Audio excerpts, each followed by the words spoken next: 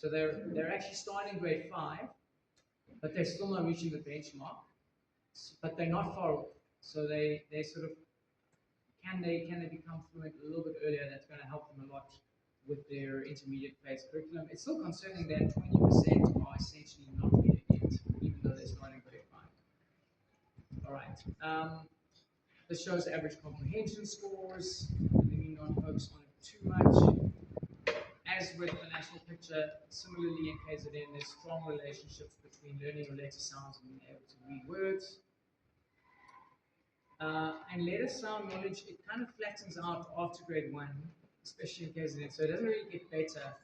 But also, after grade 1, we don't really expect, I think children stop, we see this all around the country, that they don't really get better at letter sound recognition, and I think it's because they're not used to pronouncing letter sounds. Even if you did it amongst adults, people would say A, B, C, D, E, right?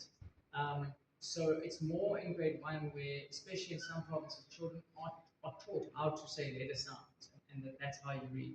So I think that could be what's going on, but I'm mentioning that as a theory, that I'm also eager to hear from you based on your experience in KZN classrooms and how letter sounds are being taught and assessed.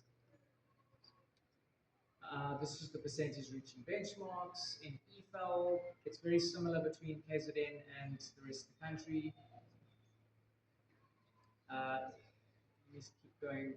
Okay, a little bit more on the gender gaps. So here it is. So we have what we have here is, if we focus, say, just on the bottom bar here. This is for KZN. This is Zulu.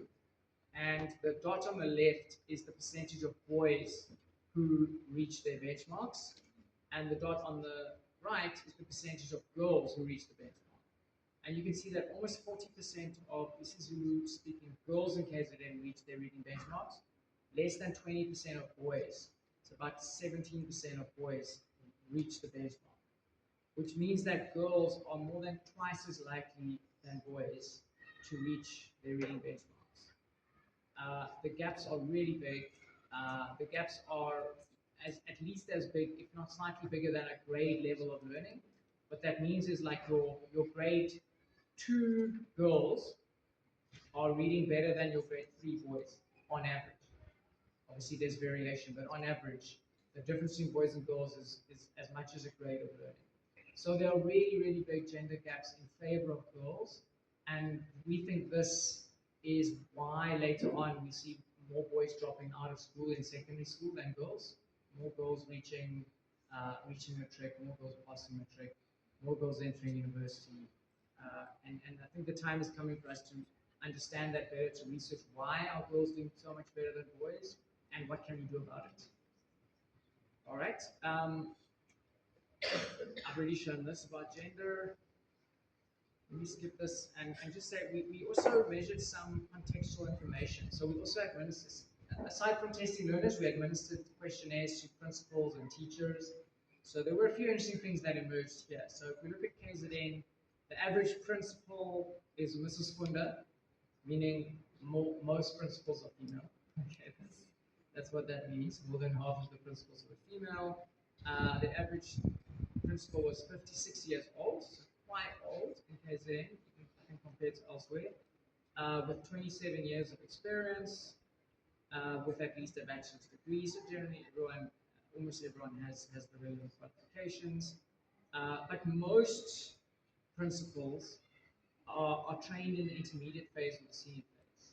So it's just an interesting thing that maybe they themselves not having a background in foundation phase that could present a possible weakness for instructional support to reading and to home language literacy in particular.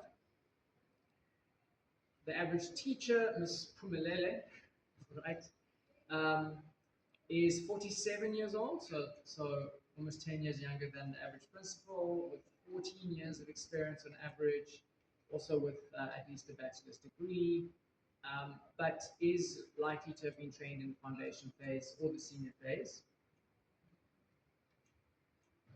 And then we asked principals about what are the major challenges that they're experiencing around home language and literacy in their schools.